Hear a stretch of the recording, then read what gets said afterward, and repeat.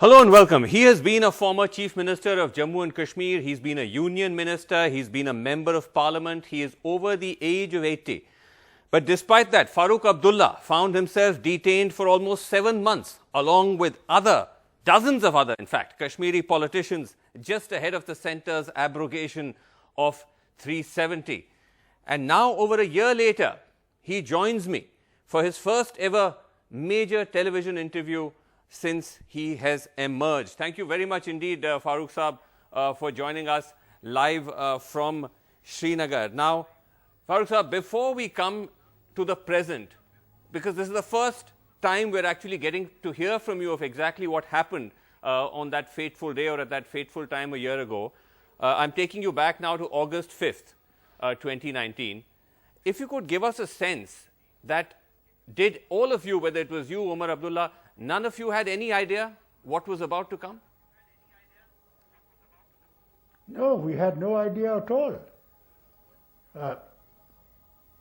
It just came out of the blue. Okay. Because we had met Prime Minister Yes. a day earlier, and there was no indication from him that anything was there. When I told him also that so many troops have been moved in, what is the need for it? And then also we realized when we came here that tourists have been pushed out, Right. the yatra has been cancelled, and all this was something strange. We thought something strange is going to happen. The war is going to take place probably with Pakistan or something. When you asked the Prime Minister, sir, what did he say to you? He didn't say anything. He was just, on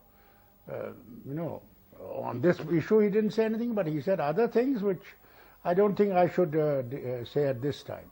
Okay, but there was no indication from him at all that this was coming.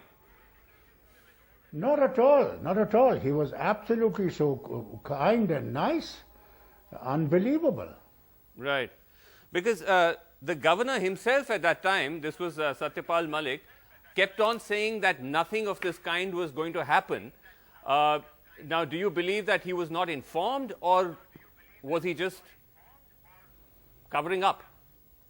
I do not know. I have no idea as to whether he was informed or he didn't know. I have no idea. No Okay. idea. Tell me, Farooq Saab, because it's now been almost a year since this, since it happened. Would you recall what was your when you first heard? What was your first reaction? Well, anybody who was here was wonderstruck, and it is only when I was closed in and I was informed by my police here that I can't go out. And then my daughter came and said the Home Minister has made a statement in the Parliament that you are a free man. And you can't push me to come to the Parliament, and that I'm doing very well. It's only then that I tried to search your man, Rafiqi, Masoodi, or, I ran around with my daughter to see where he is and went to the hotel finally and got hold of him and the other media that was there. And I told them that I'm not a free man. I'm locked in. And all this that is being said is complete lies. We remember that actually. All, locked in our homes. We're actually... That was the situation, and I'm glad that your television put that statement quite clearly before the whole country. Yes, we're actually playing a clip of that right now where you spoke to our colleague Nazir Masoodi. You were very emotional at that time because, yes, as you said, that the Home Minister on the floor of the Parliament, in fact, said that you are free, and he said कि I can't put मैं उनके sir पे कनपट्टी लेके तो उन्हें नहीं लेके आ सकता. I can't force him to come if he doesn't want to come out of his house. But I wanted to leave a message. And you were very much, and according to you, you were very much in custody then. You were in fact quite emotional when you spoke to Nazir. Yes, because it was something which I never expected. What did we do? that we should have been put in the homes, arrested, closed in. Right. This was something strange. We stood with the nation. I went everywhere to speak for the nation. This was something I never expected, that this would happen to us. In fact, we were no different than the separatists that are here. In fact, Farooq Sahab, what was even more concerning was that several months later, they actually put the Public Safety Act against you, the PSA, which is a very draconian law where you can actually detain somebody for 2 years without any justification. And they said, the grounds for that, they said, the PSA order said that this was because you were posed a threat to the security and sovereignty of India and that you were propagating secessionist ideology. That's the thing, you know, that's the tragedy of this government of the day, that they make people who stand with the nation as separatists and put all sorts of charges which are baseless. I felt, I'm really sorry for the way the things are. Very sorry. Very, very sad. Farooq Sahab, give us I don't think they recognize who is what. Right. Farooq Sahab, tell us a little bit about the terms of your detention when you've been, you were detained for almost 7 months. What were you allowed to do and what were you not allowed to do? I couldn't get out of the door of my house. My people who had to work in my home couldn't come in. And I had to ask permission because when I had dental problem, I had to go and see a dentist. I had to beg of them, so please, for God's sake, I want to see a dentist. And when I had my eye problem and I had to get my eyes tested, they couldn't take me to the government hospital. Then thank God there is a good private hospital. That doctor accepted me and they had no way other than to allow me to go to that hospital. Were you allowed any visitors at all? Were you allowed phone calls? My phones were all cut. Everything was cut. I had nothing. The only thing I had was the television. Right. Now, Farooq Sahab, you... And being a member of parliament, I'm supposed to have a phone. Right. There was no phone. And I asked them, I said, what is this? I asked my members of parliament to request a speaker who is father of the house to speak to the government and say, what is this? If he's a member of parliament, he has got to have those facilities. Farooq Sahab, you and told... Then, I was able to speak to the Minister of Telecommunication and tell him, look, for God's sake, I'm supposed to have a phone. I have my daughter who's married in England. I want to speak to her. And I can't. I'm supposed to have an international line. Right. I was like a criminal. Right. Farooq Sahab, you told us that when you spoke to us at that time, when you spoke to Nazir Masoodi, when he spoke to you when you were in detention, you told us that India has ditched Kashmir. It has ditched Kashmiris, it has ditched mainstream leaders. The Indian government claims, the centre claims, that this whole move, this measure to abrogate 370 and all of that, is to actually bring Kashmir closer to India. Well, I'll be glad if, honorable retired judges could be sent and they could see, and observers who could come and see whether in 1 year they've been able to bring this closer to the nation or have they taken it away from the nation.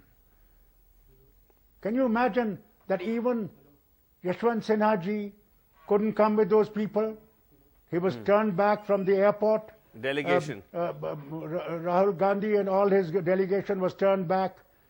And they bought those puppets from European Union. and the American ambassador and others just to go around the Dal Lake and have their lovely gushtaba and tell them that everything is hunky-dory. What sort of a country are we living in? But Farooq This sir, is not Gandhi's India. I'm sorry to say, this is not Gandhi's India. so you're saying that far from actually bringing Kashmir closer, or Kashmiris closer to India, you're saying that it's the other way around, that there is immense public anger? Would you call it anger? How would you describe your understanding? Yes, there is. I tell you, it is not only the Kashmiris, even in Jammu and Ladakh. I wish you could see that interview that one Khajuria gave to the media, and what he said. Right. But Farooq sir, It's sad story. I'm Okay. telling you very frankly, it's unfortunate. okay. Well, Farooq sir, the question though that is being raised, and this is something the government also says, is that if there is indeed so much anger and discontent, why are the streets so silent? Why are there no protests? Well, why? Because when we had the Dukwar declaration, we told the people, for God's sake, don't get killed. They had decided to kill nearly over 10,000 people. We are not wanting to get our people killed. Oh, I see. Secondly, Yes. the virus came in. Now tell me how many people are coming out of their homes because of this virus? And every time there is a lockdown here, every street is locked down. Come and see soldiers everywhere, in every street. Of course. What is the need for them? If we are so much happier with what they have done, why Right. are there so many soldiers? Right. But what would you say, Farooq Saab? My colleagues were Yes, go ahead. arrested. Right. Only yesterday I was able to meet 4 of them. After over 1 year and 15 days. Yes. And that also because of the High Court order. Yes, you had a meeting for the first time with your colleagues yesterday. But Farooq First Saab, time. what would you say? What would you say to the charge that was also made at the time of the abrogation, that one of the reasons cited by the centre was the fact that it was because of Article 370, because of special status, that only a few political parties or a few political dynasties thrived in Jammu and Kashmir? It was the Abdullahs and it was the Muftis, and that the state was being run to the ground because of the hold of Yes. just these two dynasties. I wish,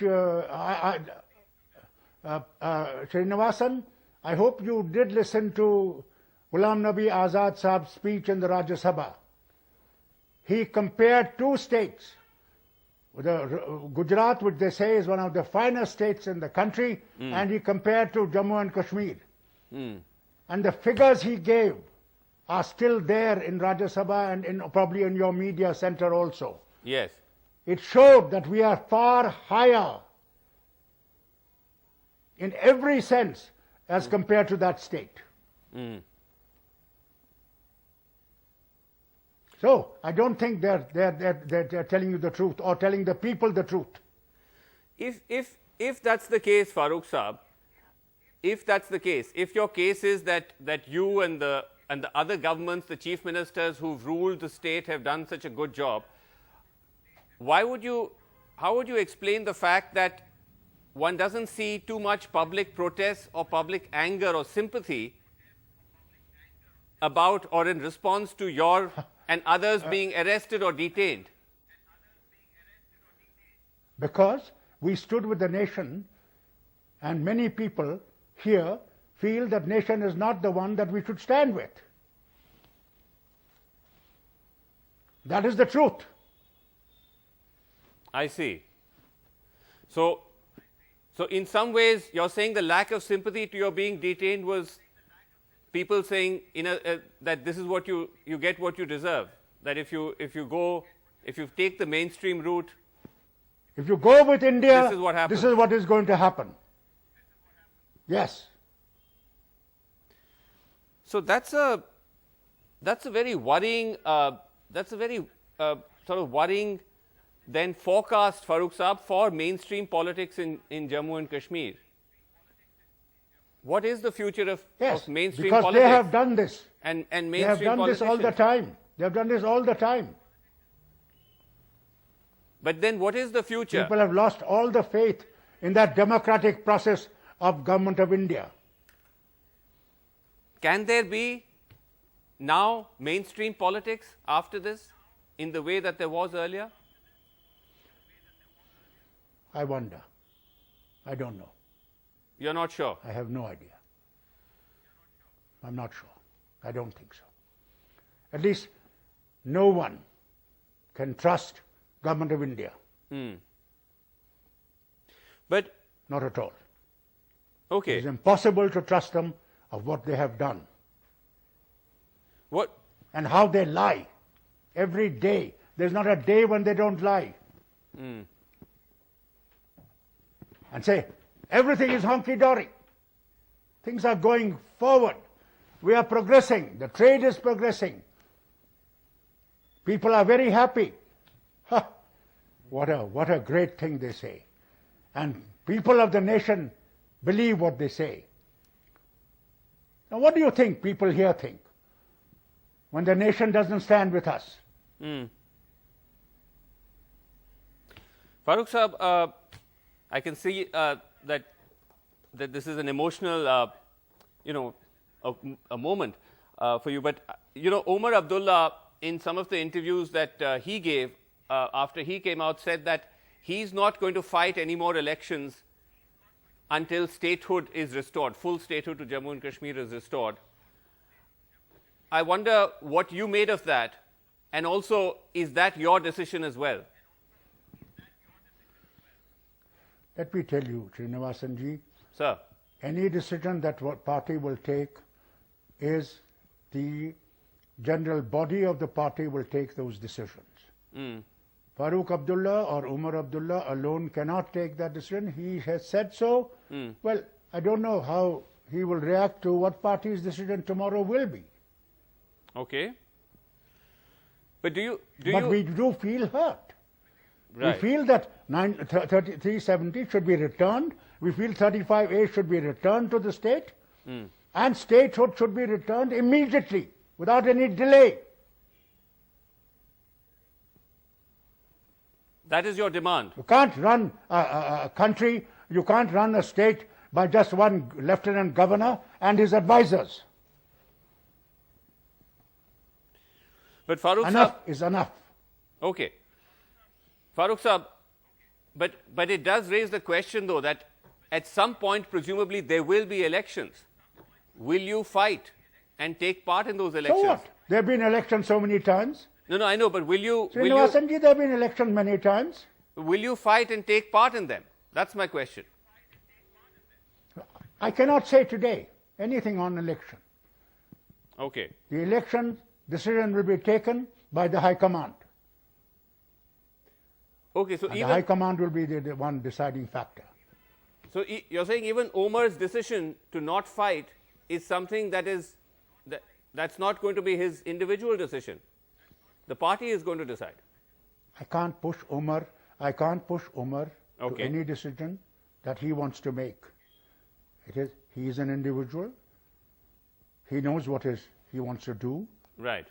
And he will have to explain himself in the general body or in the top command of ours of his decision when it comes.